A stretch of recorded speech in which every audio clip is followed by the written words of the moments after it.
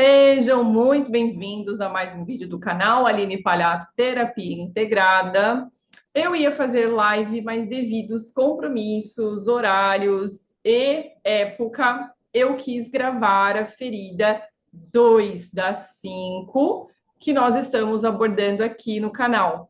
Eu vou falar hoje sobre a ferida do abandono, que começa a ser ali embutida, moldada em cada um de nós a partir da gestação, ali a partir das 2 semanas após a gestação, até quando a criança começa o processo de desfraude, que é ali para tirar a fralda.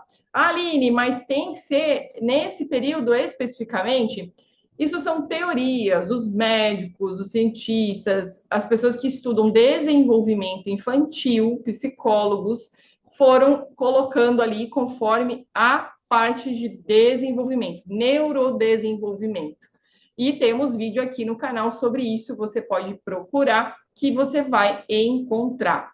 E o que acontece então? Lembre sempre, nós temos as 5 feridas: rejeição, abandono, injustiça, humilhação e traição. Mas sempre temos uma que coordena, que é evidenciada nos nossos comportamentos mesmo na vida adulta. Por quê? Porque as feridas emocionais, elas são as dores, algumas sombras que moldaram o teu sistema nervoso, tua forma de pensar, de sentir e agir, e fazem você trazer isso para o seu dia a dia, na sua visão sobre você e sobre os outros. E lembre sempre que feridas e essa dor, elas são a nossa forma de sobreviver à questão ali do vínculo, do pertencimento, de querer amor acima de tudo, ainda que o preço seja muito alto na vida. E vamos começar falando aqui então. Eu quero lembrar o seguinte, que a ferida, ela nunca é sobre uma realidade. Não que a pessoa tenha sido rejeitada, não que a pessoa, nesse caso, vamos falar do abandono, tenha oficialmente sido abandonada. É uma percepção, é uma sensação que a criança vai ter de que a presença que existe é muito instável, mas também pode ter uma ausência. Não estamos dizendo aqui que não, mas vamos fluir no vídeo, que aí vocês vão entendendo melhor. É aquela sensação de que o amor ele chega, mas ele não fica. E aí vem essa sensação de vazio. Como assim? Aonde está? Então, é um medo que é relacionado ao medo de perder as pessoas significativas na vida, ou também de uma negligência que possa ter ocorrido em algum momento da infância. É o que eu falo. A criança, gente, toda criança, ela precisa de uma previsibilidade emocional. Então, ela precisa ter rotina, ela precisa ter os mesmos cuidadores. Isso dá para ela um referencial, um norte, um caminho. Quando isso não existe, vem aquela sensação do quê? Eu posso perder aquilo ou quem eu mais amo a qualquer momento. E isso gera o quê? Um alerta vermelho no corpo. Aquele estado de luta e fuga ou congelamento que faz com que a pessoa sinta essa ameaça e programe o seu corpo para ficar num estado de sobrevivência. Vamos lá, vamos recapitular como que acontece. Então, são crianças que estavam com pais emocionalmente instáveis, é aquela presença que some, volta, ficava uma coisa confusa, separações que normalmente ali, às vezes, o pai ou a mãe querem que o filho tome um lado, então ele se vê ali em abandonar o outro genitor, o que é perigoso também, porque isso também quebra a estima da pessoa. Nós estamos falando, por exemplo, de promessas que não são cumpridas. Ah, Aline, mas não dá para... Tudo que a gente fala para os filhos, a gente tem que cumprir? Sim. Ou você não fala. Gente, é simples assim. Para quem é pai e mãe aqui, vai aprender a educar, vai aprender a viver. Você, inclusive, tem a oportunidade de ver esses vídeos e fazer o que com eles? Transformar a si. E, obviamente, se você é pai ou mãe com filhos pequenos, que ainda estão aí na fase de molde, você olhar para isso e falar: opa, peraí, alerta que eu estou causando aqui nos meus algo que pode ser diferente, que pode ser muito mais leve. Então, quando você é pai e mãe, você tem essa responsabilidade a partir do momento que você tem um conhecimento e uma consciência, claro, e vai ser responsabilizado por isso, porque você precisa orientar. Ou você faz, você fala e faz, ou você não fala. A criança ela vai pelo exemplo, ela vai por aquilo que você faz, não por aquilo que você fala, ok? A questão também aqui, o que eu tô olhando, gente, eu fiz uns slides, né, tá, para eu pontuar. Os afetos são ligados ao humor daquele adulto. Então, a criança, ela vai chegar no pai, ela vai chegar na mãe, ela vai ter carinho, vai depender se a pessoa tá bem, se ela não tá, ela chuta. Vou colocar dessa maneira mais grossa, tá? Mais bruta. Então, é isso que acontece. Então, esse termômetro, assim, ó, esquenta, esfria, é insano para a criança, porque ela precisa da previsibilidade. Como é que ela se sente? Eu vou ser acolhida ou vou ser abandonada na minha dor? Isso vale também quando a criança sofre bullying na escola. Ela vem contar para os pais coisas que acontecem com as crianças.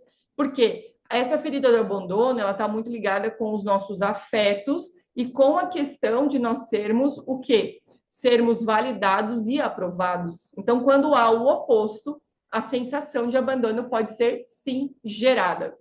E aí eu elaborei algumas perguntas aqui para você entender se você se encaixa nessa ferida, se é ela aí que está gritando e dominando a sua vida adulta hoje. Vamos lá? Eu anotei aqui, vou falar para vocês.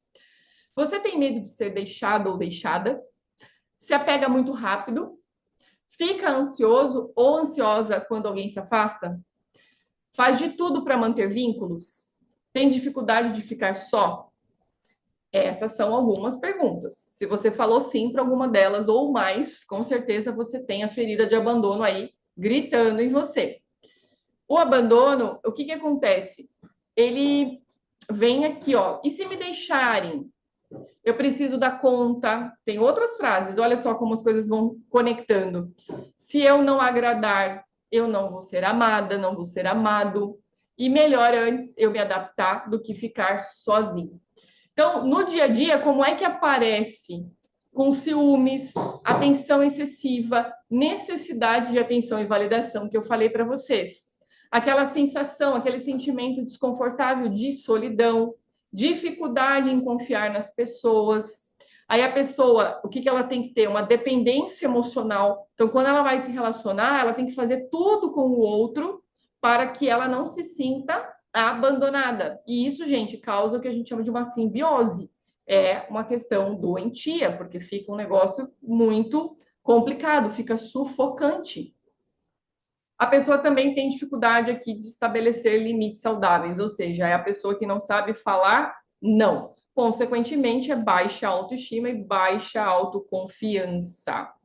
Mas e aí, como é que isso é transferido também para o corpo? Quais são as patologias ou situações em que a pessoa com a dor do abandono tem mais? A pessoa normalmente ela vai ter um paladar extremamente infantil. Gente, não está errado você comer um doce, alguma coisa nesse sentido, que lembra a tua infância, que traz um gosto legal. A questão do paladar infantil é quando você começa a não escolher os alimentos que te nutrem, mas que só tem uma parte afetiva ali neles. Então você come muita porcaria para poder suprir essa necessidade, esse vazio de abandono. Mas também vale aqui para as compulsões em geral. Então, se você tem o excesso no comer, ou no caso o oposto, a pessoa que vai ter, por exemplo, bulimia, anorexia e distúrbios de questão de imagem, questão de alimentação, estão com essa ferida muito abertas. Então, elas tendem a ter muito problema na parte digestiva, portanto. Então, vai vir aí também a questão de gastrite, de úlcera. Claro que vai cair também a imunidade, porque a gente está falando também aqui, quando a pessoa tem essa necessidade da dependência emocional, ela vai deixar de ser quem ela é. Então, a questão da imunidade está ligada com a nossa identidade, quem eu sou, com o meu ônus e bônus. E aí fica confuso para essa pessoa. Então, ela como se ela fosse ainda uma extensão da família de origem ali, principalmente da mãe. Ela não entende que existe um corte que é o natural, que é o saudável. Então, ela fica nessa dependência e codependência emocional. E aí, essa pessoa, ela tende também a ir para duas posturas na vida. Ou ela vai querer salvar todo mundo, ou ela vai para a parte de vítima, em que ela é coitada em todas as situações da vida dela. Lógico que a gente faz esses papéis na vida, não coloquei aqui o agressor, que é o triângulo dramático que eu estou falando, conectando aqui, que tem vídeo também no canal, mas acaba principalmente nessas duas posturas. Mas ela se torna agressiva e agressora, por quê? Ela fica com tanto saco cheio da situação, que ela vai querer, então, falar que ninguém quer ela, que ninguém a ama, que nada dá certo para ela, então ela começa também a agredir. Então, a gente tem essa questão aqui da parte, inclusive, passiva-agressiva, que a pessoa acaba coordenando na vida, e, obviamente, por mais que ela queira o vínculo, ela acaba o quê? Afastando. É ela quem abandona as situações. E aí, como é que a gente ajuda para cuidar dessa ferida? Sempre vai para o autoconhecimento, vai para a terapia. Sem isso, dificilmente a pessoa vai conseguir acordar, olhar no espelho e falar assim: uau, me valido, me aprovo, me amo, e fazer coisas positivas, afirmações. Não, não vai funcionar, porque o corpo guarda essa memória, o corpo tem a emoção travada e congelada na dor. Então, o que é que você vai fazer aí? Você vai aprender a nomear as suas emoções. Sentiu algo, você vai fazer uma investigação compassiva, não é para se bater e se chicotear. Vai olhar, vai respirar. O que é que eu estou sentindo? Isso está onde no meu corpo? Se tivesse uma cor, que cor teria? Se tivesse uma emoção, que emoção seria? Então, isso vai fazendo com que você comece a entender quem você realmente é e realmente traga para o seu movimento essa clareza. Aí, a partir disso, você começou a nomear aquilo que você sente, você vai começar a perceber que, na verdade, as pessoas não estão fazendo coisas a um nível pessoal para você. Nada é ofensivo. As pessoas estão tentando, inclusive, lidar com as suas próprias feridas. Ou, na maior parte das vezes, defender tudo isso. Então, você vai aprendendo a partir de nomear que não é sobre você, que não é pessoal, que não é ofensivo. E aí o que vai acontecer? Você começa, olha só como as coisas vão encaixando. Você começa a perceber, começa a sentir, nomear, começa a entender que o outro é outro, você é você, e que o outro faz as escolhas e você faz as suas. E aí o que você vai percebendo? Que você estava fazendo, por necessidade de validação e aprovação, projeções da sua falta de afeto, da sua desconexão interior, que era a que você queria com a sua mãe, principalmente, e, claro, também com o seu pai. E o que mais ajuda? Começar a manter interesses próprios. Falar não quando quer falar não, sem se justificar. E também aprender a receber elogios, sem se justificar. Você está bonita hoje. Muito obrigada. Você está com uma bela cor. Ah, muito obrigada. Nada de, ai, porque essa roupa eu comprei barato. Ai, porque... Não, não. Começa só a receber também e desvincular essa necessidade de justificar para agradar. E outro ponto, não menos importante, é aprender a permitir uma proximidade com as pessoas, com esses vínculos que são importantes para você, sem você se anular. Então, eu diria assim que todo esse mecanismo de sobrevivência que te trouxe até aqui serviu para um motivo, mas não vai levar você para um outro nível de vida. E aí você realmente precisa de orientação, de ajuda, de direção para sair disso. Ah, eu sempre falo, existe a dor, mas existe o recurso. Qual é o recurso dessa ferida? A comunicação.